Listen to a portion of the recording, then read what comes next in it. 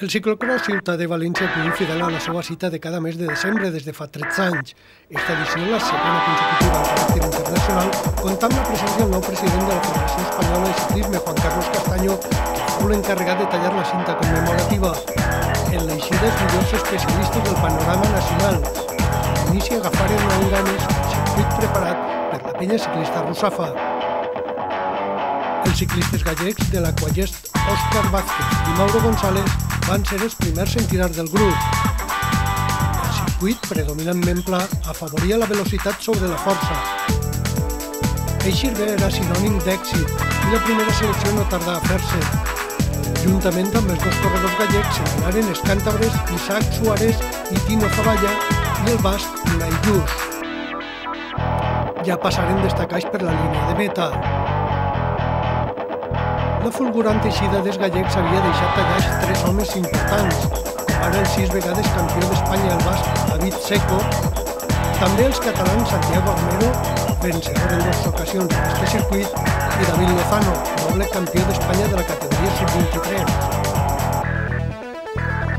Si en les primeres voltes fou el gallec Òscar Vázquez qui marcà el ritme, sempre recolzat pel seu company Mauro González, a partir de la segona volta aparegué la figura de Tino Zavalla al cap del grup.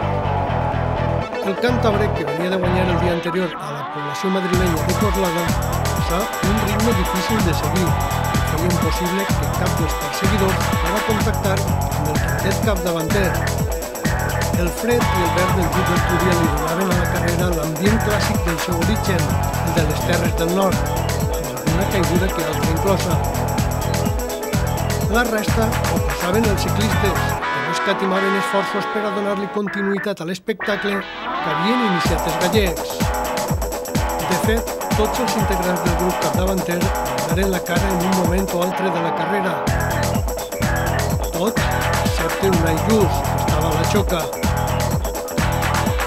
A relleus i pràcticament sense donar respir, els homes de davant anaven obrint diferències respecte als seus perseguidors. Així els tenim encapçalats per Isaac Suárez. El quintet estava pràcticament agrupat. Un poc més endarrere venien David Lozano, Santi Armero i David Seco. Les diferències començaven a ser insalvables per a d'ells.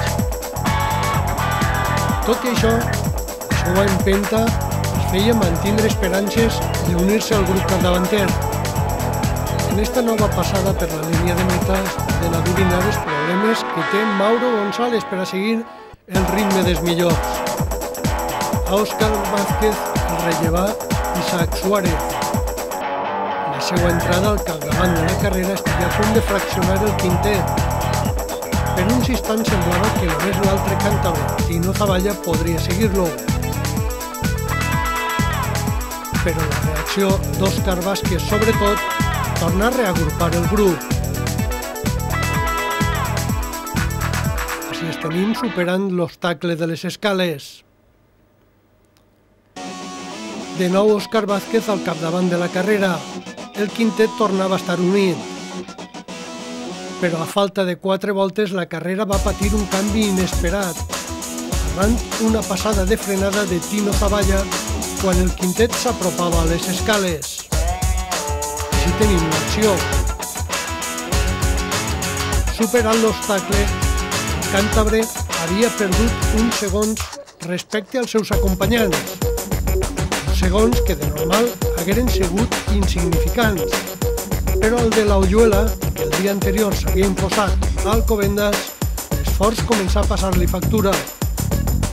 I a Mauro González, més jove i més inexpert, també. Així que el quintet es transformà en un trio on ara apareixia la figura d'Unai Lluç. Amb 34 anys i un grau de veterania que només dona la competició, el de Vitoria es posà a tirar per a reduir el nombre d'aspirants a guanyar. El seu treball tenia èxit.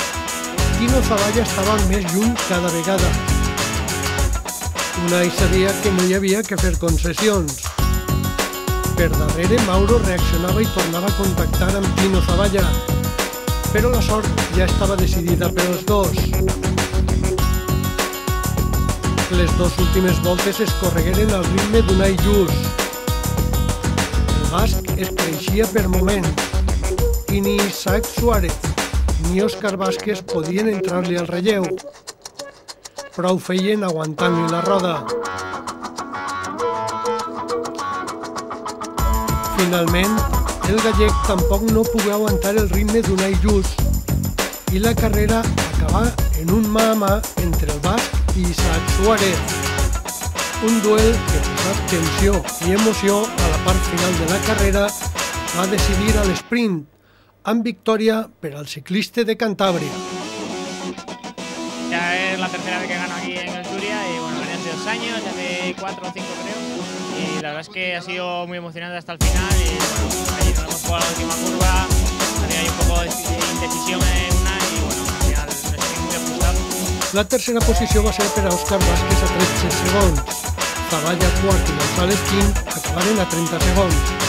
He cometido ahí un fallo, una pasada de frenada y me he salido por debajo de la cinta y se me ha quedado la cinta enganchada a la maneta.